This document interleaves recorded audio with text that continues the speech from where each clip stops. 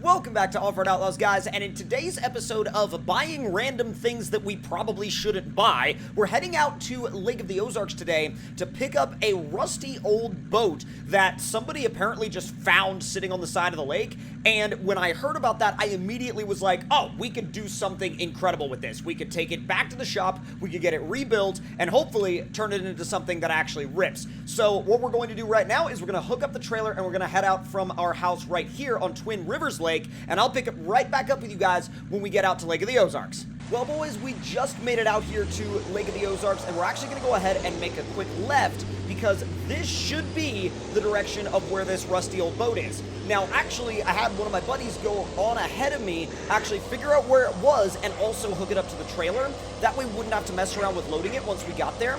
But it's a really interesting route to get down here, and if you've never been down this way, I definitely recommend exploring out here because, you know, a lot of people when they come down this way, they just head straight to the boat ramp and they throw their boat in the lake, which is totally, completely fine, completely understandable. I get that. I get why you would do that because, you know, the lake out here is gorgeous, but the road that goes down this side of the lake is actually a really fun little road. It's got some fun sections. It's got some fun little, like, hills and corners and stuff like that, and it's also got some really cool scenery, as well as access to some four-wheeling trails if that's something that you want to do as well. Like if you've brought out, let's say, for example, a rig like this that, you know, yeah, it can tow boats, but like that's not completely what it was made for.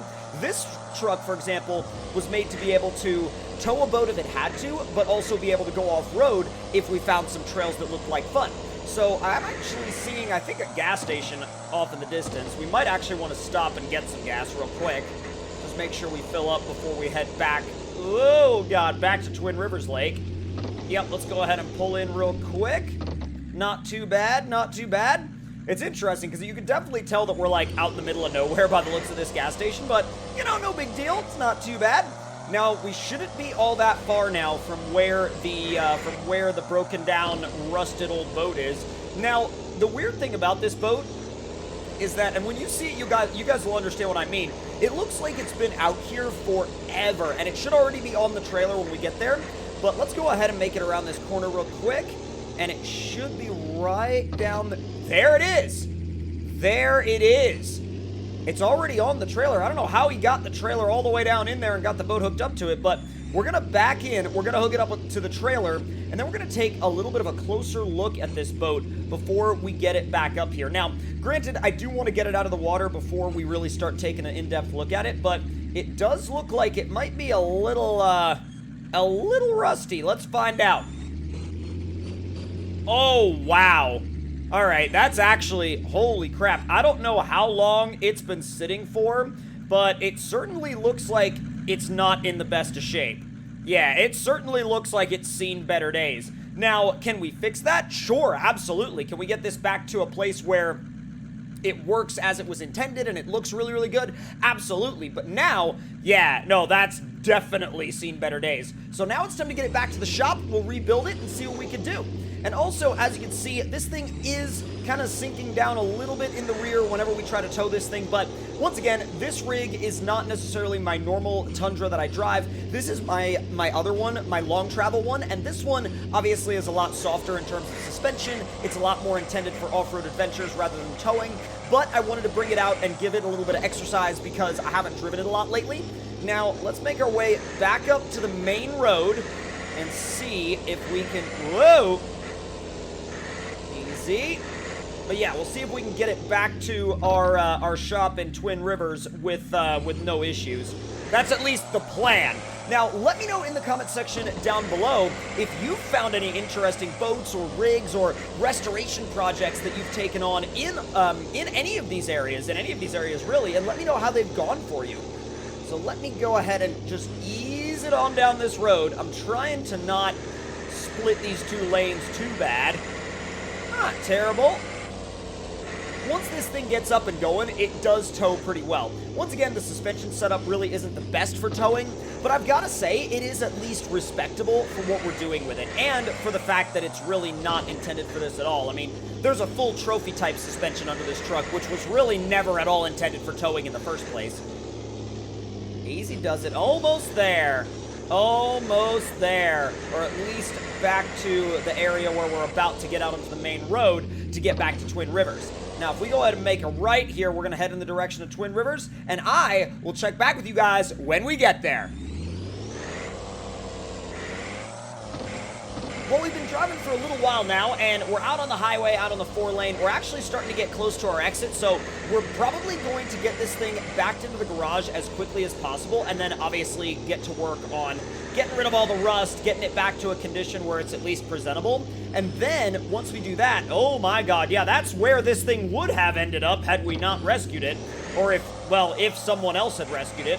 Now, granted, you could actually take this thing to the scrapyard if you wanted to, but I feel like this thing's got more life left in it. I mean, it might look a little rough around the edges, but really at the end of the day, I still believe that this boat has a lot more to it than just some rusty panels. Now, we actually looked at the engine, and it's actually got, like, a fully built, like, Stage 9 high-performance engine. I mean, it is ready to go. It is fully built. There's really nothing standing in its way of being a really, really fast boat.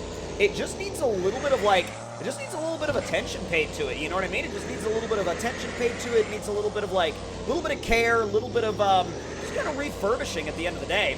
All right, we'll make the turn off to head to my house.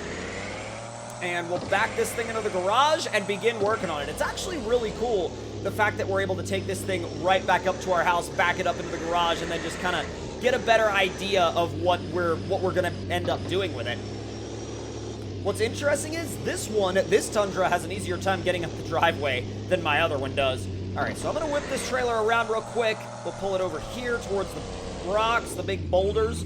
I'm not quite sure what I'm going to do about these boulders. They were here when I bought the house, and I still don't know if I like them or not. All right, back it in.